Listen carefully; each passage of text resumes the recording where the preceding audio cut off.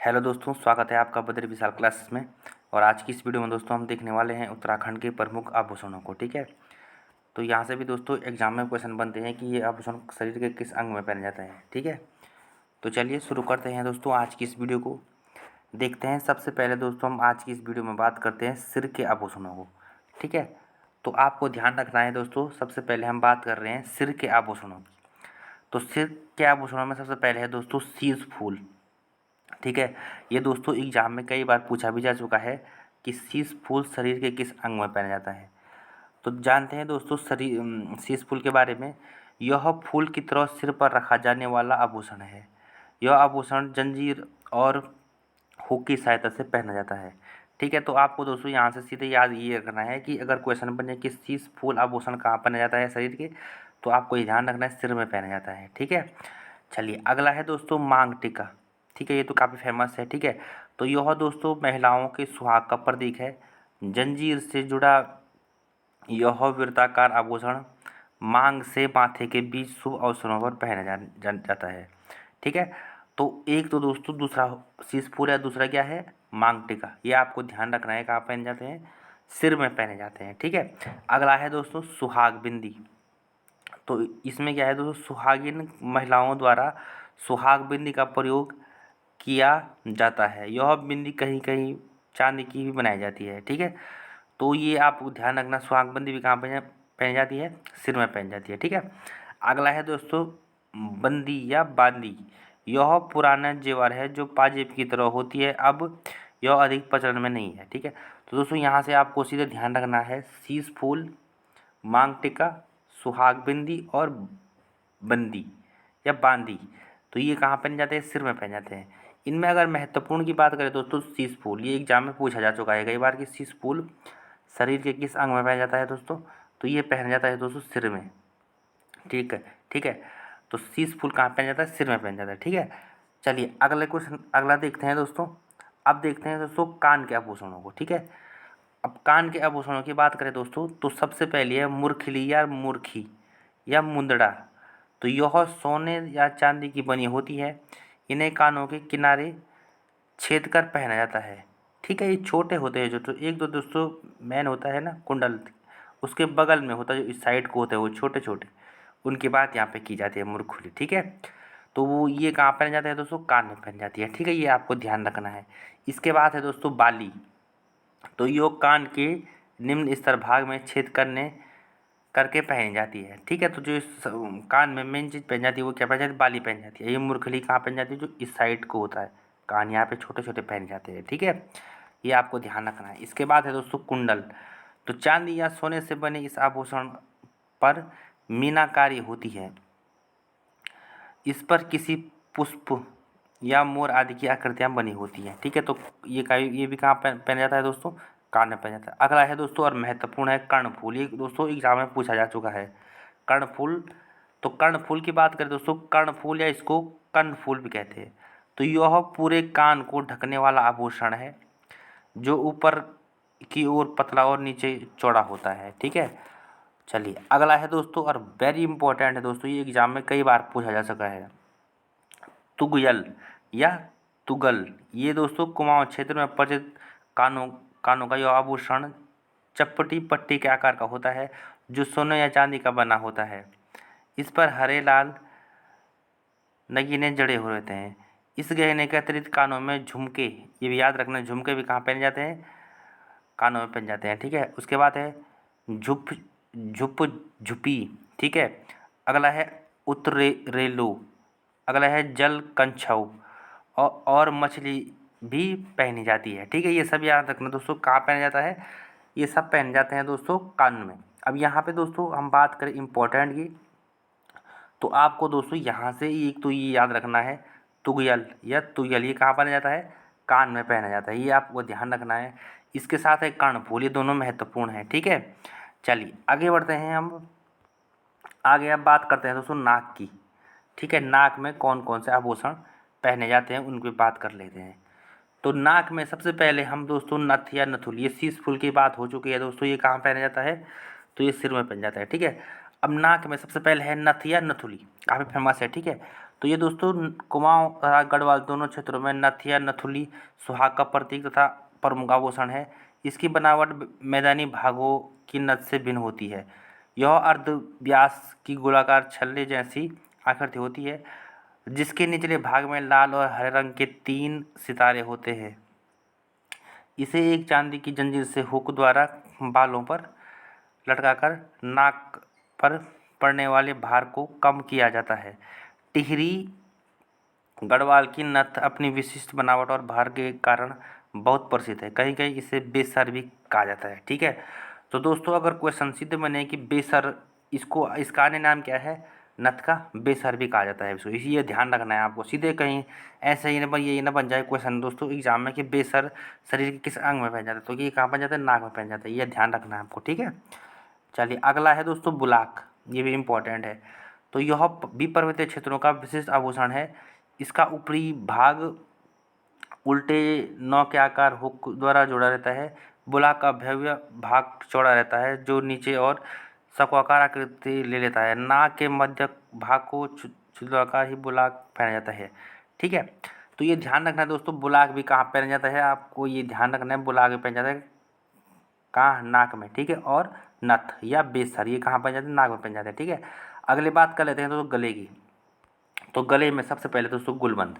ठीक है, तो ये काफ़ी फेमस है दोस्तों। ठीक है, यह भी सुहाग का प्रमुख आभूषण है। इसे गले की मोटाई गोलाई को छूते हुए पहन जाता था, ऐसे पहन जाता है दोस्तों, ये ऐसा, ये यहाँ से पूरा रहता नहीं, यहाँ से मेन चीज़ इस पर यहाँ से सोने के बने रहते हैं ना आगे से, ये यहाँ पे, और यहाँ से इसको मतलब ये जोड़ा रहता है, यहाँ पे थोड़ा बारीक रस्सी जैसे रहती है ना, और यहाँ पे पहन जाता है, यहाँ पे सोने के वो बने रहते हैं गुलबंद में। ठीक है, चलिए तो दोस्तों ये भी कहाँ पहना जाता है गुलबंद, ध्यान रखना है आपको, ये भी कहाँ पहन जाता है, गले में पहन जाता है। ठीक है, अगले हम बात करते हैं लॉकेट की। तो लॉकेट भी दोस्तों कहाँ पहना जाता है, गले में पहन जाता है। ठीक है, यह बहुत प्रचलित स्वर्ण आभूषण है, जिसे हार भी कहा जाता है। यह प्राय सोने का बनाया जाता है। ठीक है, तो ये महत्वपूर्ण है। अगला है दोस्तों चर्यू, ये भी इम्पोर्टेंट है। यह माला होती है जिसमें चांदी व सोने के दानों के साथ साथ थाली पौध के दाने क्रम में जुड़े रहते हैं। ठीक है, चलिए अगला है दोस्तों हंसुली। हंसुली, तो हंसुली की बात करें, ये भी गले में पहन जाता है। यह जनसाधारण का लोकप्रिय आभूषण है। संपन्न परिवारों में सोने की हंसुली भी पहन जाती है। ठीक है, ये भी याद रखना दोस्तों। अगला है दोस्तों कंठी माला। ठीक है, कंठी माला भी कहाँ पहन जाती है दोस्तों, गले में। यह माला सोने या चांदी के खाँचों में नग जुड़कर बनाई जाती है, याद रखना है, ये भी कहाँ पहन जाता है, तो गले में पहन जाता है। अगला है दोस्तों मूंगे की माला। तो यह साधारण माला होती है जिसे विशुद्ध रूप से डोरे पर मूंगे के द्वारा या बीच बीच में चांदी या सोने की गांठें पिरोकर बनाया जाता है, ये ध्यान रखना है आपको। कितने हैं दोस्तों यहाँ से आप, हम बात करते हैं गले के आभूषणों में, आपको याद रखना है गुलबंद हो गया, या इसको गुलबंद या गुलोबंद भी कहते हैं। लॉकेट हो गया, चर्रियों, ये इंपॉर्टेंट हो सकता है चर्रियों। ठीक है, तो आपको ध्यान रखना है, ये गले में पहन जाता है। ठीक है, अगला है हंसुली, कंठी माला, अगला है मूंगे की माला। ठीक है, अब बात कर लेते हैं दोस्तों हाथ के आभूषणों की। ठीक है, तो हमने सिर के देख लिए हैं। ठीक है, सिर के भी देख लिए हैं हमने। ठीक है, हमने देख लिए हैं कान के, नाक के देख लिए हमने, और गले के भी देख लिए हैं। ठीक है, तो ये सब आपको याद होने चाहिए। इसके बाद है दोस्तों हाथ के आभूषणों की बात करते हैं। तो हाथ के आभूषणों में सबसे धगुली, धगुला। ठीक है, तो धगुला की बात करें दोस्तों, इसे धागुली या धामुल भी कहा जाता है। ठीक है, याद रखना है आपको। ठीक है, मैदानी क्षेत्रों में यह आभूषण खड़ुए के नाम से प्रचलित है। तो ये भी इम्पोर्टेंट, खड़ुए, सीधे क्वेश्चन बन जाए, खड़ुए शरीर के किस अंग में पहन जाता है, हाथ में पहन जाता है। ठीक है, धगुले या सोने या चांदी के रागा मिलाकर बनाए जाते हैं। ठीक है, तो ये याद रखना है आपको। ठीक, अगला है दोस्तों पौंची या पहुँचे।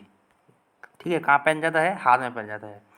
इसे दोनों हाथों की कलाइयों पर पट्टी के रूप में पहना जाता है। प्रत्येक पौंची 3 या 5 पंक्तियों में लड़ियों से आबद्ध, आगे देख लिखते हैं, आबद्ध रहती है। ठीक है, इसका प्रत्येक दाना शंकु के आकार का होता है। सुंदर ग्रामीण अंचलों एवं जनजातियों में पौंची का प्रचलन अभी भी है। ठीक है, तो ध्यान रखना है आपको, ये कहाँ पहना जाता है, हाथ में पहना जाता है। ठीक है, ये ध्यान रखना है कि पौंची कहाँ पहना जाता है दोस्तों, तो ये हाथ में पहन जाता है। ठीक है, चलिए अगला देखते हैं। अब तो ये तो आपको पता ही होगा, तो अंगूठी, अंगूठी कहाँ पहन जाती है, हाथ में या उंगली में पहन जाती है, ठीक है। तो अंगूठी या गुंठी, इसे मुंदड़ी या मुंदड़ी, गढ़वाली या कुमाऊनी में ऐसे कहते हैं इसको, ठीक है। मुंदड़ी या मुंदड़ी या मुद्रिका भी कहा जाता है, ठीक है। पुरुषों में भी अंगूठे का बराबर प्रचलन है, प्राय इस पर विभिन्न प्रकार के नग और पत्थर जड़े रहते हैं, ठीक है। अगला है दोस्तों चूड़ी। तो चूड़ी विशुद्ध रूप से स्वर्ण निर्मित होती है, प्रत्येक हाथ में 4-6 चूड़ियाँ पहनी जाती है, ठीक है। अगला है दोस्तों कंगन। इसकी चौड़ाई चूड़ी की अपेक्षा दोगुनी या तुगनी होती है, मैदानी भागों में कंगना या चूड़ा कहलाता है। इसका भार 20 ग्राम से 50 ग्राम तक रखा जाता है। चूड़ियों की भांति और भी कलात्मक होती है, ठीक है। अगला है दोस्तों मोस्ट इम्पॉर्टेंट है गोखली, ठीक है। सीधे बन जाएगा क्वेश्चन, कहाँ पहनते हैं गोखले, तो ये पहनते हैं दोस्तों हाथ में, ठीक है, याद रखना है। तो गोखले की बात करें, ये आभूषण चांदी से बनाए जाते हैं, जिन्हें बाजूबंद भी कहा जाता है। देखो इसका अन्य नाम बाजूबंद है, इसका अन्य नाम, ठीक है, इंपॉर्टेंट है ये, ठीक है। इसकी चांदी के 5 या 7 रुपये या अंगूठियों को जंजीरनुमा आकार में पिरोया जाता है, जिन्हें दोनों हाथों के बाजुओं पर विशेष प्रयोजन हेतु पहना जाता है, ठीक है। तो ये ध्यान रखना है आपको, हाथ में पहन जाता है गोखले, ठीक है। हाथ में गोखले, इसका बाजूबंद इसका नाम है, ठीक है। चलिए अगला क्वेश्चन है दोस्तों, और मोस्ट इंपॉर्टेंट है, एक ही है दोस्तों खाली कमर का आभूषण, ठीक है, और उसका नाम क्या है, तगड़ी। ये ध्यान रखना है दोस्तों, मोस्ट इंपॉर्टेंट है दोस्तों, कई बार एग्जाम पूछा जाता है, ठीक है। तो तगड़ी कहाँ पहना जाता है दोस्तों, आपको ध्यान रखना है, कमर में पहना जाता है, ठीक है। कहाँ पहना जाता है तगड़ी, कमर में। यह कमर में पहने जाने वाला एकमात्र आभूषण है जिसे पेटी या करधनी भी कहा जाता है, याद रखना, पेटी या करधनी इसका अन्य नाम है, ठीक है। प्रायो तगड़ी प्रायो चांदी से बनाई जाती है, तगड़ी विशेष अवसरों पर ही पहनी जाती है, इसे संपन्नता का प्रतीक माना जाता है, ठीक है। चलिए, तो याद रखना है, कमर से एक ही आभूषण है दोस्तों, तगड़ी या तिगड़ी, या इसका अन्य नाम भी क्या था दोस्तों, तो यहाँ पे पेटी या करधनी भी कहा जाता है इसको, ठीक है। चलिए अब देखते हैं तो पैरों के, मोस्ट इंपॉर्टेंट है पैरों के भी, ठीक है। तो सबसे पहले झिंझुवारा, ठीक है, झिंवरा, झिंवरा है दोस्तों सबसे पहले, ठीक है। तो इसे झांवर भी कहा जाता है, यह जोड़े में बनाए जाते हैं, इन्हें पिंडलियों पर पहना जाता है, ठीक है। इनका भाग 100-100 ग्राम रखा जाता है, ये भीतर से खोखले होते हैं, जिनके अंदर छोटे छोटे कंकड़ या बीज डाले जाते हैं, जिनमें छम छम की मधुर ध्वनि उत्पन्न होती है। तो आपको ध्यान रखना, छिवरा कहाँ पाया जाता है, पैरों में पहन जाता है, ठीक है। अगला है पोटा। तो पोटा भी कहाँ पहन जाता है दोस्तों, पैरों में, ठीक है। पाँव की एड़ियों के छत्ते तक पहने जाने वाला पोटे घुमावदार होते हैं, इनके पृष्ठ भाग में गोल सिक्के की आकृति बनी होती है, ठीक है। तो आपको यहाँ से और अंदर का कुछ नहीं रखना है दोस्तों, याद आपको सीधी रखना, झिंवरा पोटा कहाँ पहना जाता है, पैर में पहना जाता है, ठीक है। अगला है पाजेब या जेवरी, इन्हें पेजेबी भी कहा जाता है, पेजेबी भी कहा जाता है, ठीक है, ठीक है दोस्तों। तो पहले यह चौड़ी पट्टी के रूप में होती थी, जिस पर छोटे छोटे घुंघरू बंधे होते थे, किंतु वर्तमान में मूल स्वरूप से यह मात्र एक वो जंजीर के रूप में रह गई है, ठीक है। जो पैर होता है ना, उसके बीच में नहीं पहनते हैं दोस्तों, जैसे ये पैर रहता है ना, तो पैर के ऊपर पहनते हैं इसको, ठीक है। चलिए अगला है बिछुआ। तो बिछुआ पहन जाता है दोस्तों पैर की उंगलियों में, ठीक है। तो बिछुआ की बात करिए, और पैरों की उंगली में से लगी उंगलियों में सुहागन स्त्रियां द्वारा पहन जाते हैं। आजकल अन्य उंगलियों में भी बिछुआ पहनने का प्रचलन है, ठीक है। तो दोस्तों ये थे हमारे आभूषणों के बारे में, ठीक है। आपको दोस्तों यहाँ से जो महत्वपूर्ण है वो ध्यान रखने, जैसे पैरों के महत्वपूर्ण मैंने बात की दोस्तों, झुझुआ इंपॉर्टेंट है, ठीक है, और पोटा भी इम्पोर्टेंट है, पाजेब भी इम्पोर्टेंट, जबकि पाजेब की जगह जेबरी पूछा जाए, ठीक है, तो ये इम्पोर्टेंट है, पैर में पहना जाता है। बिछुआ, बिछुआ ये भी कहाँ पहना जाता है, पैर में पहना जाता है, ये सब ध्यान रखने हैं दोस्तों आपको, ठीक है, महत्वपूर्ण है यहाँ से, ठीक है। चलिए, और ये भी महत्वपूर्ण है गोखले, ठीक है, गोखले पूछा जाए कहाँ पहन जाता है, तो आपको आंसर क्या हो जाएगा, हाथ में पहना जाता है गोखले, ठीक है। चलिए उसके साथ पौंची धगुला हाथ में पहन जाता है। और गले की बात करें दोस्तों, तो गले में इम्पोर्टेंट तो यही लग रहा है मेरे को, चरियों, ठीक है, इम्पोर्टेंट है। लॉकेट, हंसुली और कंठी माला, मूंगे की माला, ये तो माला है तो ये पता चल जाएगा, गले में पहन जाते हैं, ठीक है। लॉकेट भी पता है आपको, गुलबंद भी पता होगा, ठीक है। कंठी माला भी पता है कि गले में है, लेकिन इम्पोर्टेंट हंसुला भी इम्पोर्टेंट आपको पता होगा, लेकिन इम्पोर्टेंट ये है चरियो, ये कहाँ पहन जाता है, गले में पहन जाता है, ठीक है दोस्तों। चलिए, और यहाँ पे भी ये नथ और बुलागे तो सिंपल है, नाक के आभूषणों में, ठीक है, इतना कुछ वो नहीं है इनमें। और यहाँ पे अगर हम बात करें कानों की, ये इंपॉर्टेंट है दोस्तों, मैंने आपको कर्णफूल, कर्णफूल से आप याद रख सकते हैं, कान में पहले कौ से हो जाएगा ना, कौ से कान, और कर्णफूल कान में पहन जाता है, ठीक है। और ये इम्पोर्टेंट है दोस्तों, तुगयल, ठीक है, ये कहाँ पहन जाता है, कान में पहन जाता है, इम्पोर्टेंट है, ठीक है। चलिए, और बाली, बाली भी आपको पता ही होगा कहाँ पहन जाता है, कान में पहन जाता है। और इसके साथ साथ दोस्तों अगर सिर के आभूषणों में हम बात करें तो यहाँ पे शीश फूल इम्पोर्टेंट है, ठीक है। बाकी भाई आपको पता ही होगा दोस्तों, ये और ऑप्शन की बात करें हम तो बंदी, बंदी से पता चलता है बिंदी, बिंदी बोलते हैं इसको ना।